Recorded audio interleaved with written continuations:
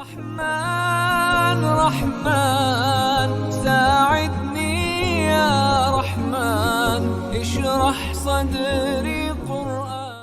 اعوذ باللہ من الشیطان الرجیم. بسم اللہ الرحمن الرحیم. وَلْتَكُن مِّنكُمْ أُمَّةٌ يَدْعُونَ إِلَى الْخَيْرِ وَيَأْمُرُونَ بِالْمَعْرُوفِ وَيَنْهَوْنَ عَنِ الْمُنكَرِ وَأُولَٰئِكَ هُمُ الْمُفْلِحُونَ.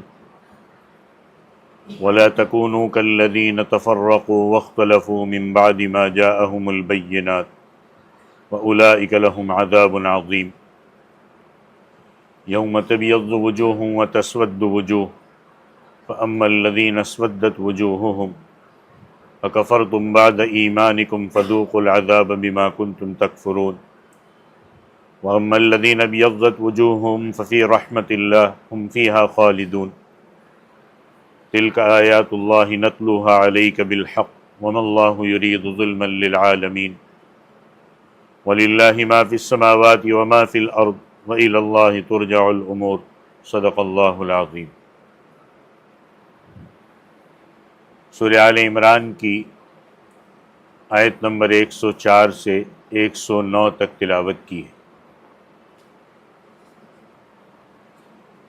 بہت مختصر انداز میں آج ان آیات کی تشریح آپ کے سامنے رکھی جائے گی. کل کے درس میں بہت تفصیل کے ساتھ آپ نے یہ بات سنی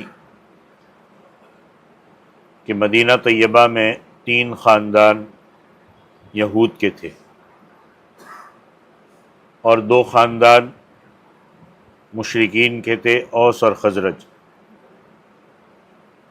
یہ اوس اور خزرج یہ اسلام سے پہلے ایک دوسرے کے خون کے پیاسے تھے،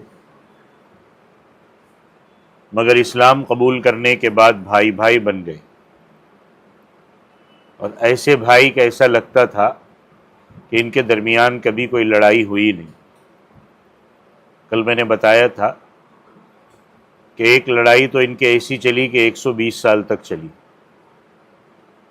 لیکن بعد میں جب اللہ کے نبی کی صحبت میں آئے یہ ساری برائیاں اندر سے مٹی، بھائی بھائی بن گئے، اکٹھے اٹھتے بیٹھتے تھے، اکٹھے کھاتے پیتے تھے، ایک دوسرے کا احترام کرتے تھے. اور یہ اسلام کی بنیادی تعلیم میں سے ہے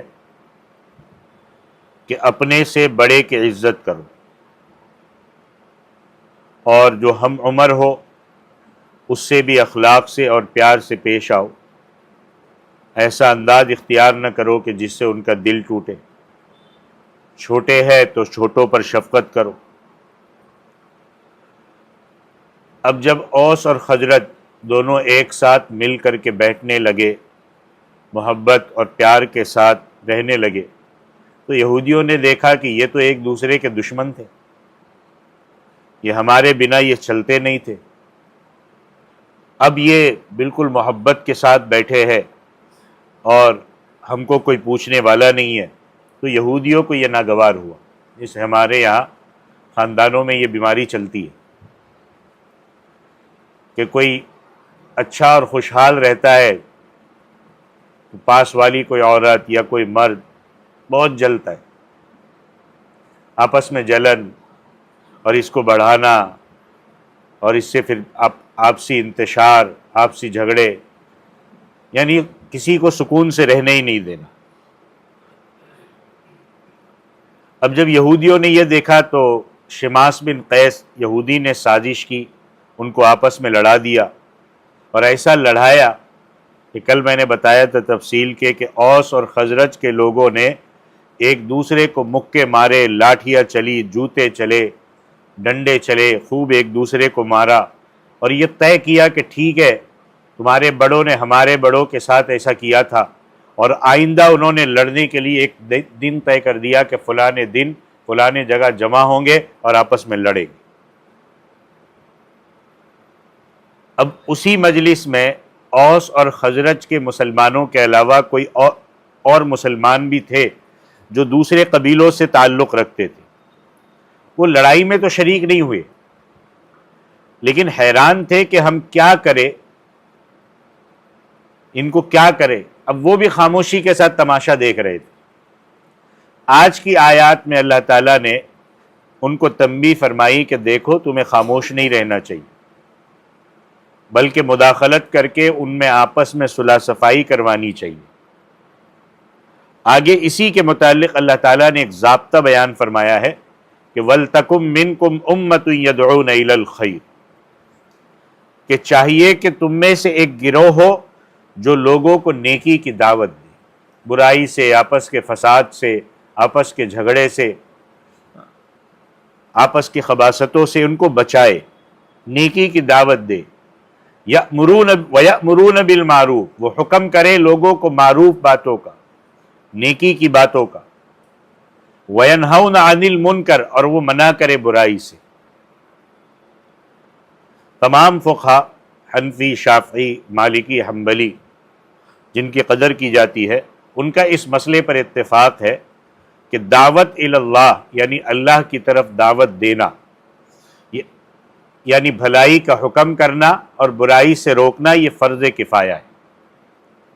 جس طرح جنازہ فرض کفایہ ہے کہ اگر کچھ مسلمان ادا کر دے تو سب کی طرف سے ذمہ داری ادا ہو جاتی ہے، اگر کوئی بھی نہیں پڑھے گا تو وہاں کے رہنے والے سب کے سب گنہگار ہوں گے۔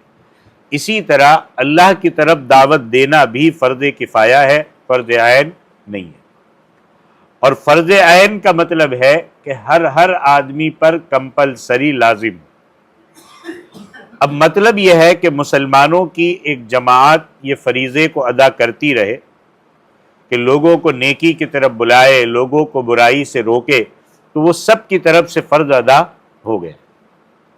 اور اس فریضے کو چند لوگوں کے یا ایک جماعت کے ادا نہ کرنے کی وجہ سے کوئی بھی گنہگار نہیں ہو،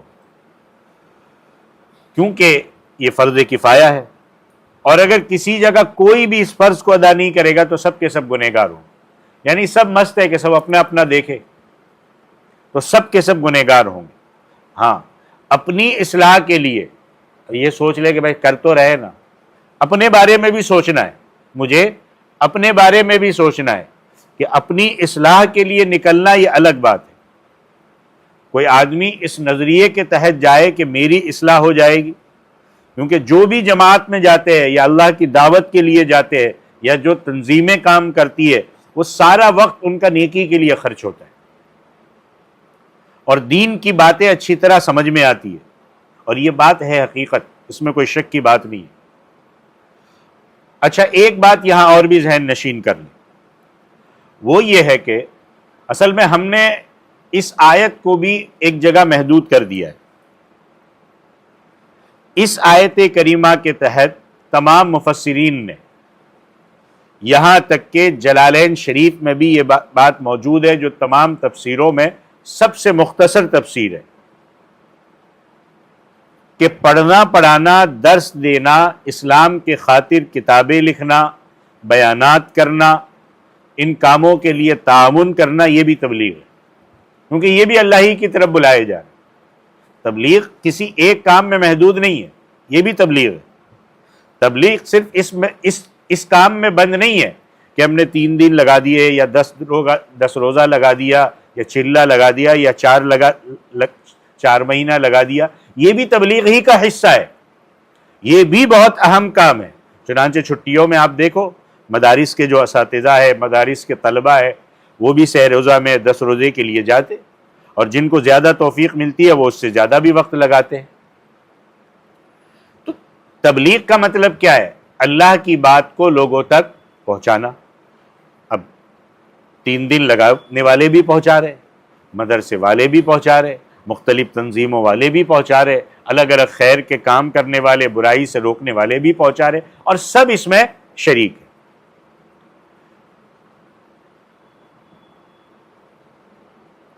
اب اگر کوئی اس کو ایک ہی کہ یہ ہی کام ہے، دیکھو فرق سمجھ لو، یہ ہی اور یہ بھی، دونوں میں فرق ہے۔ یہ ہی، یہاں سے مسئلہ خراب ہو جائے گا، یہ غلط ہے۔ یہ بھی یعنی جتنے کام ہو رہے اس میں یہ بھی تبلیغ کا کام ہے، یہ بھی دین کا کام ہے، یہ بھی اللہ کی طرف لانے والا کام. تو تبلیغ جو بھی کر رہا ہے جس طریقے سے کر رہا ہے فرض کفایہ ہے، فرض عین نہیں ہے. اور کچھ لوگ ادا کریں گے، اور آپ دیکھو ہر تنظیم میں ایسا نہیں ہے کہ کوئی یہ کرتا ہے کہ میں اپنی طرف بلا رہا ہوں. ہر تنظیم میں ہر تنظیم والا، ہر جماعت والا، ہر مسلک والا یہی کہتا ہے کہ اللہ کی طرف آ جاؤ. کیا کہتا ہے؟ اللہ کی طرف آ جاؤ. تو ایک کے ادا کرنے کی وجہ سے سب کی طرف سے فریضہ اتر جائے گا. اسی کو فرمایا کہ تم میں سے ہونا چاہیے کہ لوگوں کو خیر کی طرف بلائے، لوگوں کو بھلائی کا حکم دے، لوگوں کو برائی سے روکے. وَأُولَئِكَ هُمُ الْمُفْلِحُونَ، اور جو یہ کام کرے وہی کامیابی پانے والے. اب اگلا جو آیت کا ٹکڑا ہے یہ بڑا زبردست ہے، اور ابھی جو میں نے بات کہی اس کو سمجھنے کے لیے اور بہت آسان ہے. اللہ نے کہا وَلَا تَكُونُوا كَالَّذِينَ تَفَرَّقُوا، ان لوگوں کی طرح مت ہو جاؤ جنہوں نے آپس میں تفرقہ ڈالا، بڑھ گئے، فرقے میں بڑھ گئے. ہاں، مولانا ابراہیم دیولہ صاحب اس بات کو بار بار اپنے بیانات میں اشارے کر رہے ہوتے کہ ہم یہ نہ کرے کہ بس میں ہوں باقی کسی کی کوئی قدر نہیں. ہر تنظیم، ہر مکتبہ فکر، ہر جگہ اپنی جگہ سب اپنا کام صحیح کر رہے، تو نہ بڑھ جاؤ، ان لوگوں کی طرح نہ ہو جاؤ جنہوں نے تفرقہ ڈالا. ہم کام کر رہے بہترین کام ہے، ہم اس میں لگے رہے، اور دوسرے جو کام کر رہے ان کا بھی احترام کریں. نہ یہ کہ ان کو اٹھا کر کے ہم پھینک دیں. نہ تم ان لوگوں کی طرح ہو جاؤ جنہوں نے تفرقہ ڈالا. وَاخْتَلَفُوا مِن بَعْدِ مَا جَاءَهُمُ الْبَيِّنَاتُ، اور انہوں نے اختلاف کیا بعد اس کے کہ ان کے پاس واضح دلائل آ گئے. جب واضح دلائل آ گئے، حق بات آ گئی، اب اس کے بعد لڑنا. ہر ایک آدمی یہی تو کہہ رہا ہے کہ ہم اللہ اور اللہ کے رسول کی طرف بلا رہے. کوئی وہ ڈانس کی طرف تو نہیں بلا رہا ہے، کوئی وہ حرام کام کی طرف تو نہیں بلا رہا ہے، وہ غلط کام کی طرف تو نہیں بلا رہا ہے. اتنی دلوں میں وسعتیں ہونی چاہیے. یہ قرآن سمجھا رہا ہے. دلوں میں جب وسعتیں نہیں ہوگی، محدود پناہ ہوگا، تو پھر آپس میں ہم ایک دوسرے کو کافر کہیں گے. صحابہ میں وسعتیں تھی. حضرت ابو ہریرہ نے حضرت خالد ابن ولید کو نہیں کہا کہ تم ہمارے ساتھ کیوں نہیں لگتے.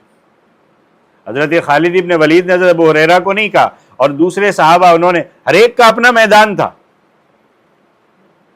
تو ہر ایک کا احترام کرتے ہوئے، ہر ایک کو ساتھ میں لے کر چلتے ہوئے کہ بھائی ہر کوئی اللہ کی طرف بلا رہا ہے، ہر کوئی اللہ کی بات لوگوں تک پہنچا رہا ہے، احترام کرتے ہوئے ان کو لے کر کے چلنا ہے.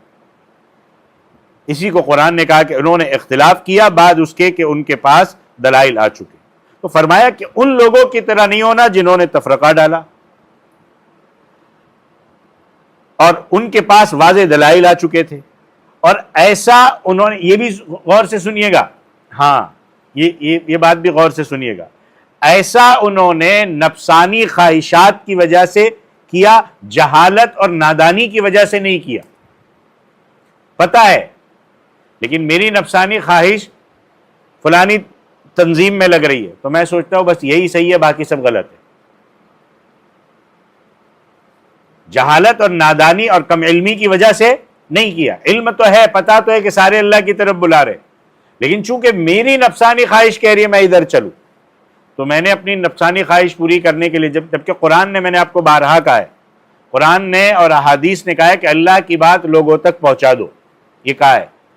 لیکن کوئی طریقہ، کوئی متعین نہیں کیا کہ اس طریقے سے پہنچانا. اور ہر ایک نے اپنی طرف سے، اپنی تنظیموں نے، جماعتوں نے اپنی طرف سے ایک طریقے متعین کیے کہ ہم اس طریقے پر پہنچائیں گے، اور اللہ نے اس کا اختیار دیا. اور ہم اس کو یہ نہیں کہہ سکتے کہ ہم جو پہنچا رہے ہیں ہم اللہ کی طرف سے لے کر کے آئے ہیں، آپ کو اس طریقے پر پہنچانے کا حق نہیں ہے. نہیں کہہ سکتے. تو اللہ کہتے ہیں وَأُولَئِكَ لَهُمْ عَذَابٌ عَظِيمٌ، کہ جو تفرقہ ڈالیں گے، جو واضح حقیقت آنے کے بعد پھر آپس میں اختلاف ڈالیں گے، اللہ کہتے ہیں ان کے لیے بڑا عذاب ہے. وَأُولَئِكَ لَهُمْ عَذَابٌ عَظِيمٌ. اور یہ عذاب ہوگا کب؟ اللہ کہتے ہیں یوم تبیض وجوہ وتسود وجوہ، کہ جس دن کے سفید ہوں گے کچھ کے چہرے اور سیاہ ہوں گے کچھ چہرے. جو حق پر ہوں گے، جو صحیح راستے پر چلیں گے، جو اللہ اور اللہ کے رسول کی طرف بلانے والا ہوگا نا، اپنی نفسانی خواہش پہ چلنے والا نہیں ہوگا، تو وہ کبھی بھی دوسروں کے بارے میں غلط باتیں نہیں سوچے گا. بھائی میرا مقصد تو یہی ہے نا کہ لوگوں کو اللہ کی طرف، اللہ اور اللہ کے رسول کی طرف بلا. وہ بھی تو وہی کر رہا ہے، وہ بھی تو وہی کر رہا ہے. تو فرمایا جو حق والے ہوں گے، جو صحیح راستے پر چلنے والے ہوں گے، ان کے چہرے سفید ہوں گے، اور جو غلط راستے پر ہوں گے ان کے چہرے سیاہ ہوں گے. فَأَمَّا الَّذِينَ اسْوَدَّتْ وُجُوهُهُمْ، وہ لوگ جن کے چہرے سیاہ ہوں گے، ان سے کہا جائے گا اَكَفَرْتُمْ بَعْدَ ایمانکم، کیا تم نے کفر اختیار کیا ایمان کے بعد؟ یعنی دعویٰ تو تمہارا ایمان کا تھا کہ ہم ایمان والے ہیں، پھر تم نے کفر اختیار کیا. یعنی اعمال سارے کافروں والے ہیں. زبانی دعویٰ کرنے کا کیا فائدہ؟ زبانی دعویٰ کرنے، ہم زبانی دعویٰ تو کریں لیکن اندر میں جیسے کفار لڑتے ہیں، کسی کے 360 ہے، کسی کے 33 کروڑ ہے، ایسے ہم بٹے ہوئے. کیا فائدہ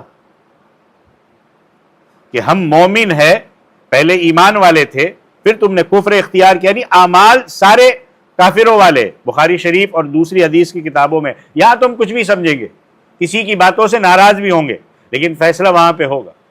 حضرت صلی اللہ علیہ وسلم حوض کوثر پر تشریف فرما ہوں گے، اور لوگ آپ صلی اللہ علیہ وسلم کے پاس حوض کوثر پر پانی پینے کے لیے آئیں گے. کچھ لوگوں کو فرشتے دھکے مار کر کہیں گے کہ پیچھے چلے جاؤ. شور سن کر آپ صلی اللہ علیہ وسلم توجہ فرمائیں گے اور فرشتوں سے کہیں گے کہ یہ تو میرے امتی معلوم ہوتے ہیں کہ ان کو تم پیچھے کیوں ہٹاتے ہو. اللہ تبارک و تعالیٰ کی طرف سے آواز آئے گی اِنَّكَ لَا تَدْرِي مَا أَحْدَثُ بَعْدَكَ، اے اللہ کے نبی آپ نہیں جانتے کہ انہوں نے آپ کے بعد کیا کیا نئی چیزیں دین میں پیدا کی. اللہ کے نبی سنیں گے اور کیا کہیں گے؟ فَأَقُولُ سُحْقًا سُحْقًا، میں کہوں گا کہ ان کو میری نظروں سے ہٹا دو. بتاؤ کیا ہوگا؟ تو فرشتے ان کو حوض کوثر کے قریب نہیں آنے دیں گے کہ وہ حوض کوثر سے لوگ پانی پیے.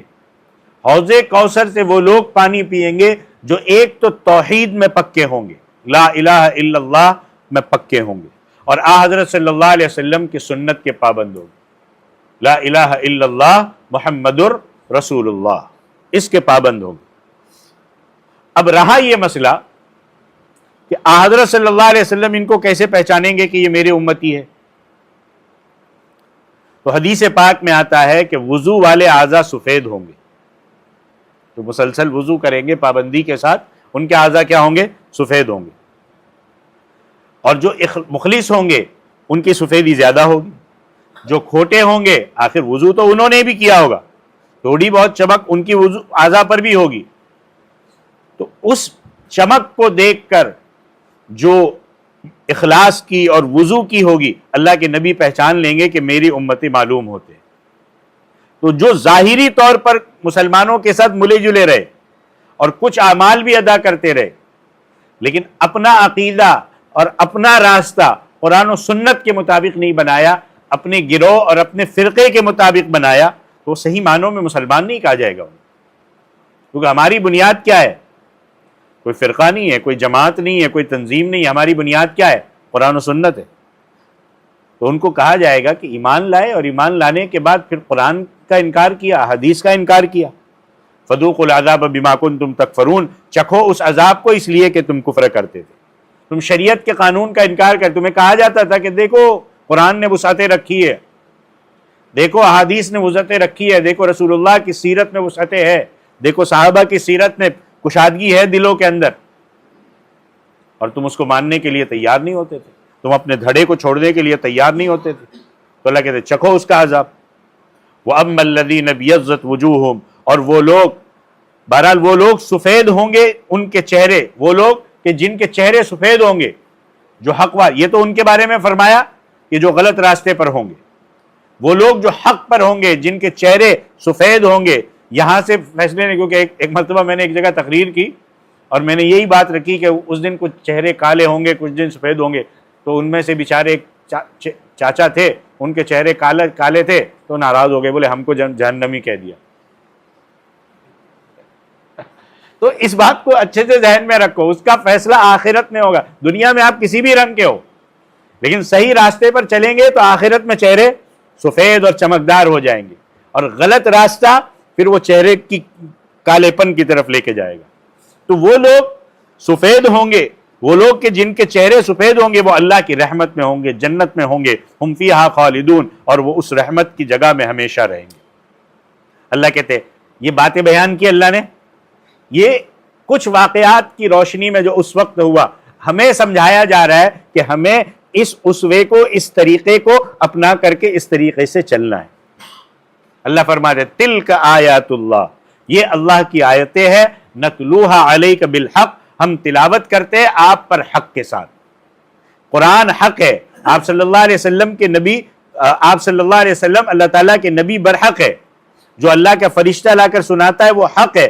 تو یہ جو آپ کو باتیں بتائی جا رہی ہے قرآن میں، یہ سب حق ہی حق ہے. اور یاد رکھو وَمَا اللَّهُ يُرِيدُ ظُلْمًا لِلْعَالَمِينَ، اللہ جہاں والوں کے لیے ظلم کا ارادہ نہیں کرتا. اللہ نے سمجھا دیا، اللہ مہربان ہے، نہایت رحم کرنے والا ہے. اللہ کی صفت رحمان ہے، اللہ کی صفت رحیم ہے. وہ بغیر وجہ کے کسی کو سزا نہیں دیتا. حجت مکمل. دنیا میں آپ دیکھو، تھوڑی دیر سوچو، مجھ سے میں کسی کو کوئی بات بتاؤں اور میری کوئی بات نہ مانے تو میں کیا کرتا ہوں؟ اس سے ناراض، اس سے قطع تعلقی، یا اس کو تھپڑ مار دوں گا، یا اس کو تکلیف پہنچاؤں گا، یا اس کے خلاف سازشیں کروں گا. کبھی بیٹھ کے اس کو تھوڑی دیر سوچنا، سیرت پر جا کر کے تھوڑی دیر سوچنا. ہمارے یہاں جب کسی سے ہلکی سی غلطی ہو جاتی ہے اور ہمارے اس کے ساتھ مزاج نہیں ملتے، پھر دیکھو ہم کیا کرتے ہیں اس کے ساتھ. اور مزاج ملتے ہیں، ٹھیک جانے دو چاہے غلط کر رہے. اللہ اتنا پوری نظام کو چلانے والا اللہ، وہ معاف کرتے جا رہا ہے، معاف کرتے جا رہا ہے، معاف کرتے جا رہا ہے. اور حدیث میں ایک صحابی نے اللہ کے نبی سے پوچھا کہ میرا غلام، میرا نوکر اگر میرے سامنے دن میں کتنی مرتبہ عذر کرے تو میں معاف کر دوں؟ کہا 70 مرتبہ عذر کرے، 70 مرتبہ معاف کر دوں. یہ چیزیں ہمیں سکھائی جاتی ہے. تو آپ دیکھیے کہ ہم کیا کرتے ہیں. اور یہ اللہ نے 60 سال 70 سالہ زندگی دی، قرآن بھی دیا، حدیث بھی دی، انبیاء بھی بھیجے، سمجھانے والے بھی بھیجے.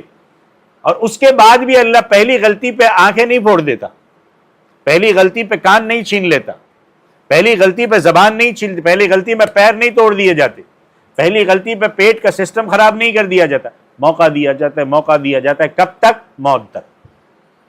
حجت مکمل ہو جائے تاکہ یہ نہ کہہ سکے کہ مجھے موقع نہیں ملا تھا. کوئی یہ نہ کہہ سکے کہ مجھے موقع نہیں ملا تھا. کرتے رہو، کرتے رہو، کرتے رہو. حجت مکمل ہو جائے. اللہ کے یہاں، اللہ کے ہاں آپ کو موقع دیا تھا، آپ کو سمجھانے والے بھی بھیجے تھے، آپ کے سامنے قرآن بھی تھا، آپ کے سامنے حدیث بھی تھے، آپ کے سامنے نائبان رسول بھی تھے، آپ کی طرف اللہ نے اللہ کے بندے بھی بھیجے تھے سمجھانے والے. حجت مکمل ہو جاتی ہے، اب سزا دی جاتی ہے. اور پھر جب وہ سزا آتی ہے تو اللہ کی سزا سے کوئی بچ نہیں سکتا، کوئی بھاگ نہیں سکتا.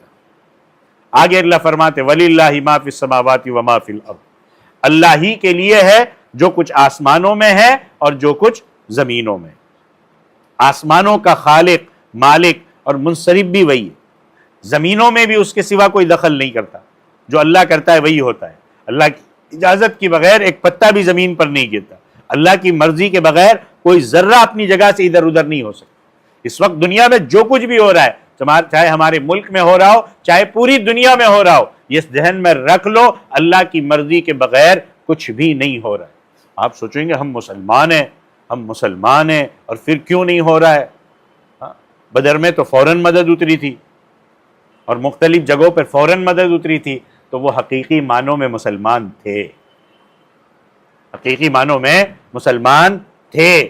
ان کو کہا جاتا تھا اللہ کا یہ حکم، فوراً کہتے تھے نام آمنت باللہ، اب میں اسی پر عمل کروں گا، میں اس کو چھوڑوں گا. ہمیں ہزاروں بار کہا جاتا ہے، ہم اس کو چھوڑنے تیار نہیں ہوتے. اللہ کا ایک سسٹم چلتا ہے سمجھانے کے لیے. ہاں کہ اللہ ظالموں کو مسلط کرتا ہے، سمجھ جاؤ سمجھ جاؤ سمجھ جاؤ. اللہ ڈائریکٹ انٹرفیئر نہیں کرتا، سمجھ جاؤ، سدھر جاؤ. اور جب تک دنیا کے اندر توحید پرستوں کی تعداد زیادہ نہیں ہو جائے گی اور شرک کرنے والوں کی تعداد توحید پرستوں کے مقابلے میں کم نہیں ہو جائے گی، جب تک یہی سسٹم چلے گا. ہمارے اسی ملک میں 65% شرک کرنے والے، اسی ملک میں. میں غیر مسلموں کی بات نہیں کر رہا ہوں، یہ بھی سمجھ لو آپ. ہاں 100% جو مسلمان جتنا طبقہ یہاں پہ ہے اس میں سے 65% مسلمان شرک کے کاموں میں مبتلا ہے. ایسے اللہ کی مدد نہیں آتی. چھوڑو، وہ بھی وہی کرے، مسلمان بھی وہی کرے، تو پھر فرق کیا ہے؟ فرق کیا ہے؟ ہاں تو اللہ کا ایک سسٹم ہے، اللہ کا ایک نظام ہے. جب بندہ ان چیزوں سے سبق لے کر صحیح راستے کی طرف آئے گا، آپ دیکھو کہ پچھلے کتنے سالوں سے حالات ہیں، ہم میں کیا تبدیلی ہے.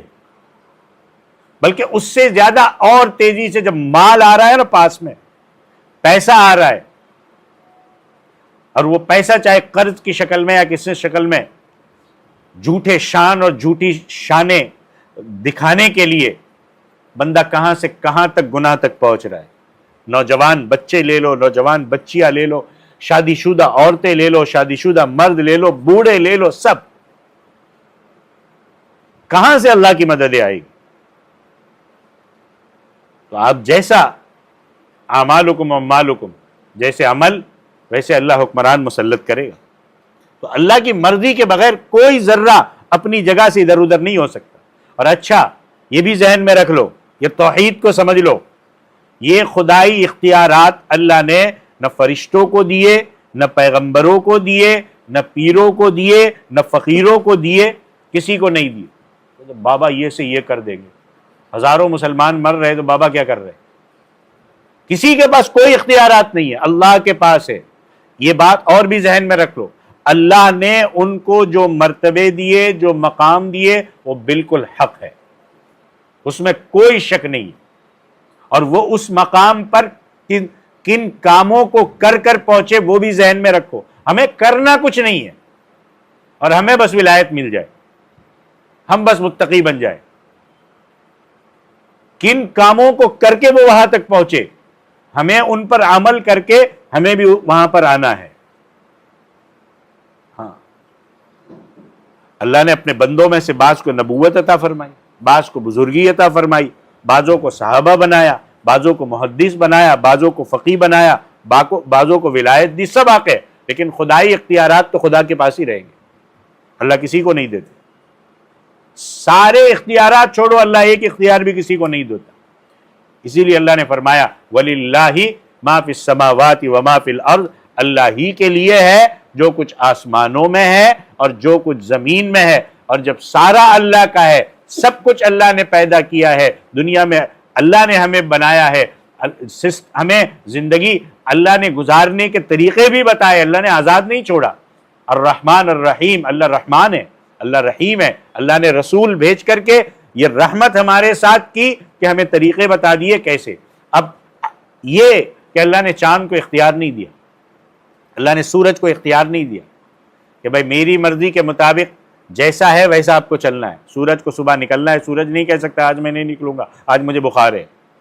چاند نہیں کہہ سکتا، آسمان نہیں کہہ سکتا، ستارے نہیں کہہ سکتے، دریا نہیں کہہ سکتا، ہوائیں نہیں کہہ سکتی. اللہ نے کسی کو اختیار نہیں دیا. 6.5 فٹ کے انسان کو اللہ نے اختیار دیا کہ دیکھو یہ صحیح راستہ ہے، یہ غلط راستہ ہے. اللہ وہ بھی کر سکتے تھے، جیسے فرشتوں کو بنا دیا کہ رکوع تو رکوع، سجدہ تو سجدہ، یفعلون ما تؤمرون، وہی کرو جن کا تم کو حکم دیا جاتا ہے، اس سے آگے پیچھے نہیں کر سکتے. اللہ کر سکتے تھے، لیکن 6.5 فٹ کے انسان کو اللہ نے بنایا، ویسا سسٹم ان بلڈ کیا، اختیار دیا، چاہے تو صحیح راستے پر چلو، چاہے تو غلط راستے پر چلو. وَإِلَى اللَّهِ تُرْجَعُ الْأُمُورُ، اللہ ہی کی طرف سارے کام لوٹائے جاتے. لوٹنا سب کو کس کے پاس ہے؟ اللہ ہی کے پاس جانا ہے. سب نے اللہ ہی کی عدالت میں پیش، یا کچھ بھی کر لو. مالک یوم الدین، وہ روز جزا کا مالک ہے. یہ اللہ نے دین رکھا ہے، ورنہ ظالم تو ظلم کر کے آزاد گھومتا رہے، دنیا میں اس کو سزا ہی نہ ملے. اللہ نے وہ دن رکھا ہے کہ ظالم کو اس کے ظلم کی سزا ملے اور نیک کو اس کی نیکی کا بدلہ ملے. وہی ہے بدلے کے دن کا مالک، مالک یوم الدین. سب کام سامنے آ جائیں گے. اللہ کے یہاں پوری لسٹ تیار ہو رہی ہے. آج دنیا میں جتنے ظالم بنے ہیں نا، بے لگام بنے ہوئے، اللہ کے یہاں سب کا ریکارڈ تیار ہو رہا ہے کہ آؤ عدالت لگے گی، ہمارے پاس آپ کے خلاف ثبوت ہے، اور کرو جتنے کرو. سب کے سب یہ ہے توحید کا بنیادی سبق. اس کو سمجھ لو. یہی ہے لا الہ الا اللہ. یہ نہیں کہ زبان سے کہا لا الہ الا اللہ اور ہم اللہ کے علاوہ کسی اور کے سامنے جھکے بھی، اللہ کے علاوہ کسی اور سے مانگے بھی اور وہ ہم کو دے بھی دے. کوئی نہیں دے سکتا. ایاک نعبد و ایاک نستعین. تو یہ آج کی سبق کی، آج کی 4-5 آیت کا یہ بنیادی سبق تھا توحید. اس کو ہمیشہ یاد رکھنا اور اس توحید میں کبھی کمزوری نہیں آنے دو. اللہ نماز میں کمزوری چلا لیں گے، روزے میں کمزوری چلا لیں گے، اعمال میں کمزوری چل جائے گی، لیکن توحید میں کمزوری اللہ کے یہاں نہیں چلے گی. اس کو سمجھ لینا. اللہ عمل کی توفیق عطا فرمائے. آمین. وآخر دعوانا ان الحمد للہ رب العالمین. أيا من يدعي الفهم إلى كم يا أخ الوهم تعبي الذنب والذم وتخطي الخطأ الجم.